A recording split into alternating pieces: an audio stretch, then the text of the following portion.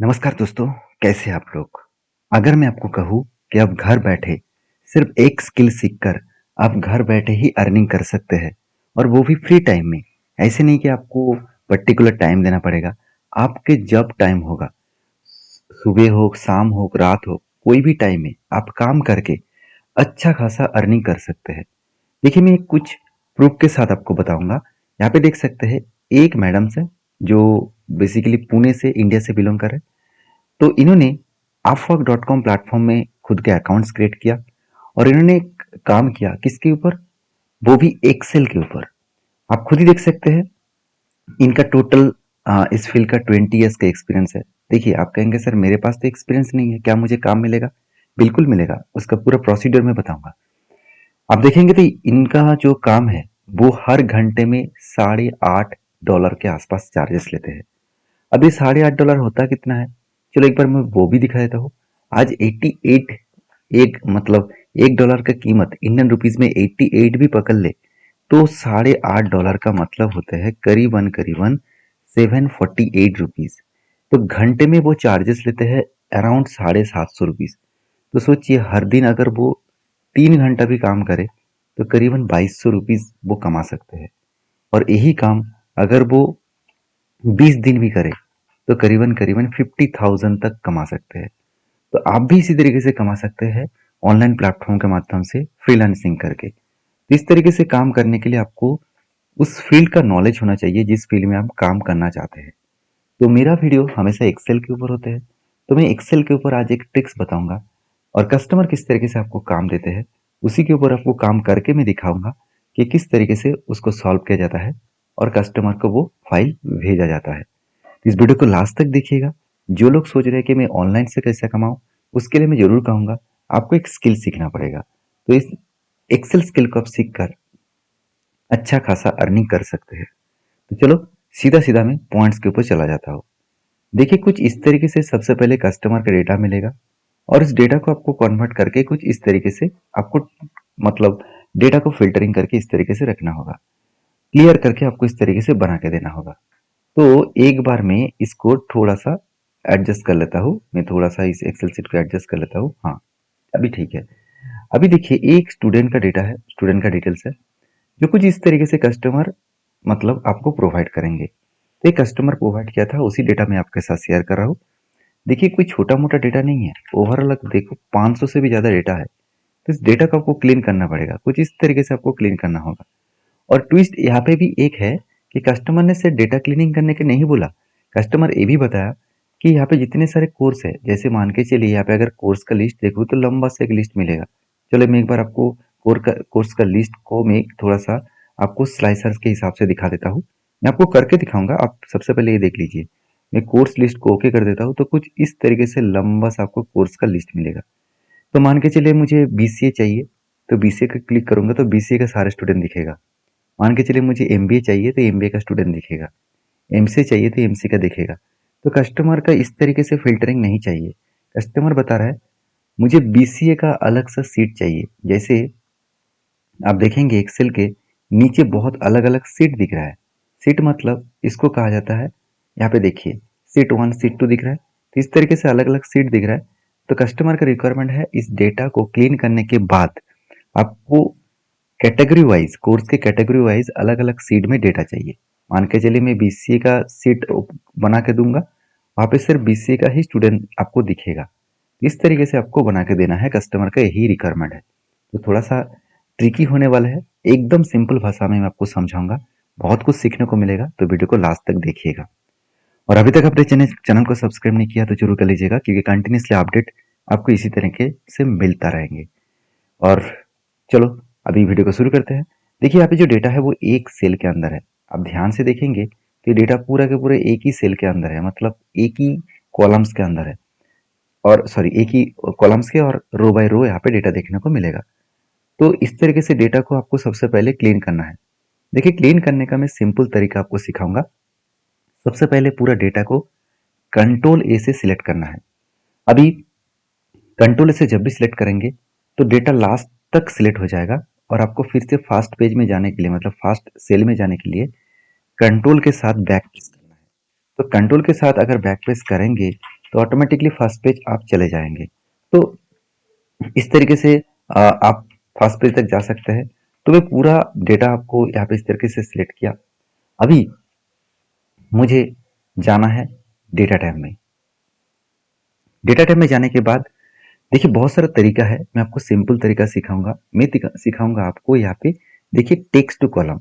देखिए text two column एक ऐसा ऑप्शन है जो हर वर्जन में आपको मिल जाते हैं, चाहे वो 2007 हो, चाहे वो 2010 हो, 2013 हो, चाहे उससे भी ज़्यादा अपर वर्जन हो। तो आपको तो इस तरीके से आपको टेक्स्ट टू कॉलम ऑप्शन मिलेगा, वो भी डेटा टैब में। ध्यान रखिएगा, आपको मैं फिर से दिखा रहा हूँ। आपको जाना है डेटा टैब में और उसके बाद टेक्स्ट टू कॉलम। अभी देखिए यहाँ पे कुछ इस तरीके से इंटरफेस आएगा। जस्ट आपको पहले नेक्स्ट करना है। नेक्स्ट करने के बाद आपको यहाँ पे पूछेगा कि आप यहाँ पे जो डेटा है, इस डेटा को किस तरीके से सेपरेट करना चाहेंगे। अभी मैं एक काम करता हूँ, इस डेटा को एक कॉपी कर लेता हूँ, उसके बाद आपको मैं करके दिखाता हूँ। क्योंकि बहुत सारे लोग एक्सेल को प्रैक्टिस करना चाहते हैं, तो मैं इस एक्सेल सीट को आपको डाउनलोड सेक्शन में दे दूंगा। तो इसीलिए सबसे पहले मैं इसको कॉपी करके रखा हूँ। तो अभी देखिए मैंने डेटा को सिलेक्ट किया, उसके बाद टेक्स्ट टू कॉलम में गया और जस्ट नेक्स्ट किया। अभी देखिए यहाँ पे बहुत सारे ऑप्शन दिख रहा है। तो मुझे सारे डेटा के बीच में जहाँ से मुझे सेपरेट करना है, उसके बीच में क्या देना है, उसके बीच में मुझे ये देखना है कि कौन सा सिंबल से सेपरेट होगा। देखिए अलग अलग सिंबल होता तो अलग ट्रिक्स यूज करते। हर जगह पे एक ही सिंबल है, कौन सा, ये मतलब इनटू साइन वाला सिंबल, स्टार वाला सिंबल। तो मैं क्या करूंगा, यहाँ पे आधा सेक्शन में जाऊंगा और स्टार वाला सेक्शन दे दूंगा। देखिए जब भी मैंने स्टार दिया, ऑटोमेटिकली डेटा यहाँ पे अलग अलग सेल में सेपरेट दिखा रहा है। तो मेरा काम बन गया। नेक्स्ट करूंगा और फिनिश कर दूंगा। देखिए काम तो पूरा का पूरा बन गया। अभी इस पूरा डेटा को फिर से एक बार कंट्रोल से सिलेक्ट करूंगा और किसी भी एक सेल के ऊपर जाकर डबल क्लिक कर दूंगा। आप यहाँ पे कॉर्नर में जा सकते हैं और डबल क्लिक करिए तो ऑटोमेटिक डेटा एडजस्ट हो जाएगा। अभी ऊपर में मुझे क्या चाहिए, हेडिंग चाहिए। तो हेडिंग के लिए मैं क्या करूंगा, एक नंबर सेल को सिलेक्ट करूंगा और उसके बाद कंट्रोल प्लस कर सकते हैं, तो एक सेल ऐड हो जाएगा। अभी मुझे हेडिंग्स लिखना है। देखिए हेडिंग्स तो पहले से ही मैं बना के रखा हूँ, मतलब कस्टमर का जो हेडिंग्स कस्टमर ने कहा था, वो हेडिंग्स में पहले से ही लिख के रखा हूँ। मैं यहाँ पे आपको कॉपी पेस्ट कर देता हूँ। तो हेडिंग्स यहाँ पे आ चुके हैं। अभी मुझे क्या करना है, इसको कुछ इस तरीके से टेबल में कन्वर्ट करना है। तभी तो वो कलराइज होगा, तभी तो वो देखने में अच्छा लगेगा। तो इसके लिए मैं क्या करूंगा, कंट्रोल ए कर दूंगा। कंट्रोल ए से होगा क्या, पूरा डेटा सिलेक्ट हो जाएगा। याद रखिएगा, कंट्रोल ए करने से पहले कोई भी डेटा के ऊपर क्लिक कर लेना, उसके बाद कंट्रोल ए करना। उसके बाद आपको देखिए एक ऑप्शन मिलेगा इंसर्ट और उसके बाद टेबल। तो टेबल को आप शॉर्टकट से भी यूज कर सकते हैं। इसके लिए आपको शॉर्टकट यूज करना है, कंट्रोल के साथ टी प्रेस करना है। नहीं तो आप टेबल में सीधा सीधा क्लिक करिए और उसके बाद जस्ट ओके कर दीजिए, आपका काम बन जाएगा। आपका काम पूरा क्लियरली बन जाएगा कंट्रोल टी से। तो देखिए उसके बाद आप स्टाइल चेंज कर सकते हैं इस डैशबोर्ड का, मतलब कस्टमर का जो डेटा है, इसको आप आपके हिसाब से आप इसको एडजस्ट करके कस्टमर को दे सकते हैं। ये आपके ऊपर डिपेंड करेगा आप किस तरीके से प्रेजेंटेशन को कस्टमर को देना चाहते हैं। तो यहाँ तक तो ठीक है। फर्स्ट जो मतलब क्राइटेरिया था वो तो कंप्लीट हो चुके हैं। अभी सेकंड क्राइटेरिया क्या था कि जितने सारे कोर्स है उस कोर्स के स्टूडेंट डेटा के साथ वो अलग अलग सीट में होना चाहिए। तो इसके लिए एक यहाँ पे आपको अलग काम करना पड़ेगा। वो क्या है, सबसे पहले पूरा डेटा को सिलेक्ट कर लीजिए, इंसर्ट में चले जाइए और पिवोट टेबल के ऊपर क्लिक कर दीजिए। उसके बाद जस्ट यहाँ पे ओके कर देना, कुछ भी चेंजेस यहाँ पे करना नहीं है, जस्ट ओके करना। कुछ इस तरीके से इंटरफेस आएगा। तो सबसे पहले देखिए मुझे क्या चाहिए, स्टूडेंट नेम। तो मैं क्या करूंगा, स्टूडेंट नेम को पकड़कर यहाँ पे रो पे रखूंगा, तो फिर सारे स्टूडेंट नेम यहाँ पे आ जाएगा। आप इसको कॉलम पे भी रख सकते हैं, मगर वहां पे होगा क्या, कॉलम में रखेंगे तो कॉलम वाइज हो जाएगा, तो बहुत लंबा सा डेटा आपको दिखेगा। इसलिए मैं नीचे नीचे चाहता हूँ, तो इसलिए मैं रो पे रखूंगा। तो रो पे रख दिया। अभी मुझे क्या चाहिए, टोटल फीस। फीस को मैं कहाँ पे रखूंगा, वैल्यूज पे। तो वैल्यूज पे रखने के बाद आपको टोटल वैल्यू दिखेगा। तो यहाँ तक मेरा काम हो गया। यही कस्टमर का रिक्वायरमेंट था, स्टूडेंट नेम एंड वैल्यूज। हाँ, अगर आपको कहे कि चलो आप एडमिशन डेट भी ऐड कर दीजिए, तो मैं एडमिशन डेट को यहाँ पे रो पे रखूंगा। ठीक है, तो एडमिशन डेट भी ले लिया। उसके बाद अगर आपको कस्टमर कहे कि मुझे जेंडर भी चाहिए, कि फादर्स नेम भी चाहिए, वो भी आप ऐड कर सकते हैं, इसी तरीके से ड्रैग कर सकते हैं। मगर एक चीज को ध्यान देना, मैं जब डेट यहाँ पे ऐड किया तो डेट वाइज अगर देखा जाए तो डेट अलग अलग डेट नहीं, एक ही डेट में बहुत सारे नाम सबको दिखेगा।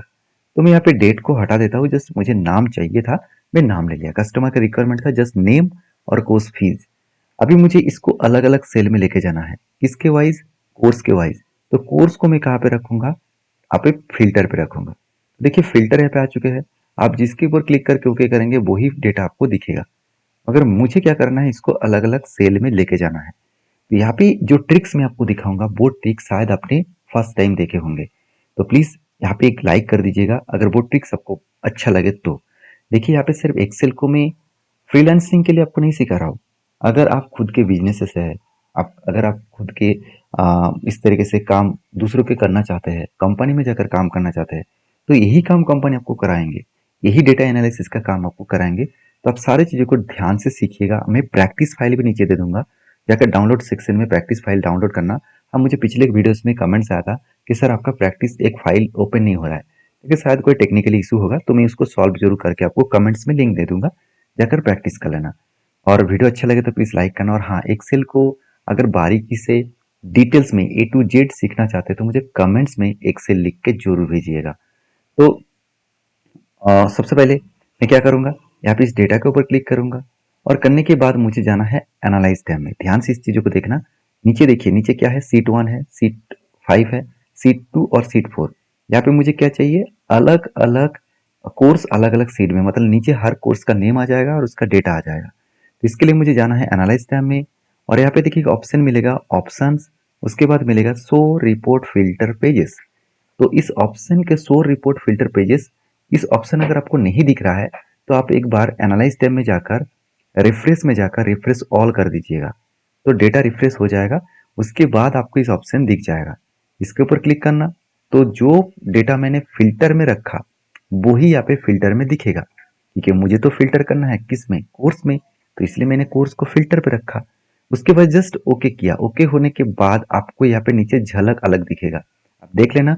नीचे सिर्फ जस्ट 4 सीट है, आपको अलग अलग कोर्स का अलग अलग सीट दिखेगा। देखिए मैंने ओके किया और काम बन गया ऑटोमेटिकली। देखिए सारे डेटा अलग अलग सीट में आ गया। मतलब मुझे अगर बीसीए का डेटा पूरा चाहिए तो मुझे पूरा डिटेल्स मिल चुके हैं। मुझे कोई फ़िल्टर करने का ज़रूरत नहीं है, मुझे कोई अलग काम करने का ज़रूरत नहीं है। मैं ऑटोमेटिकली यहाँ पे सारे डेटा देख सकता हूँ ऑटोमेटिकली। तो यही काम कस्टमर का चाहिए था और इसी तरीके से काम करने का आपको पैसा मिलता है। देखिए लोग लोग सोचते हैं क्या सचमुच इस तरीके से काम का पैसा मिलेगा।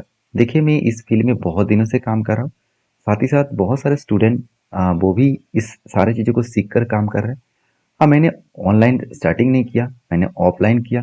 तो अगर आप ऑनलाइन से सीखना चाहते हैं तो मुझे कमेंट्स में एक्सेल लिखिए। हाँ, मुझे क्षमा कर दीजिएगा, बहुत सारे लोग मुझे कमेंट्स कर रहे हैं कि सर आप बहुत दिनों से बता रहे हैं कि आप कोर्स को सिखाएंगे, तो आप स्टार्टिंग कब करेंगे। तो देखिए स्टार्टिंग करने से पहले मैं रिक्वेस्ट करूँगा, मुझे थोड़ा सा टाइम दीजिए, क्योंकि मैं बहुत सारे काम करता हूँ, स्टूडेंट को पढ़ाता भी हूँ और बहुत सारे काम से। तो इसलिए मेरा थोड़ा सा टाइम आप दीजिए, मैं ज़रूर आपके साथ, मतलब आपके जो क्वेरीज है वो मैं सॉल्व करूंगा। तो नीचे इस वीडियो का लिंक मिल जाएगा, मतलब सॉरी इस फाइल का लिंक मिल जाएगा, जाकर डाउनलोड करिए और प्रैक्टिस करिए। वीडियो अच्छा लगे तो लाइक करिए और इस तरीके से अपडेट पाने के लिए मुझे फॉलो कर लीजिएगा। Thank you.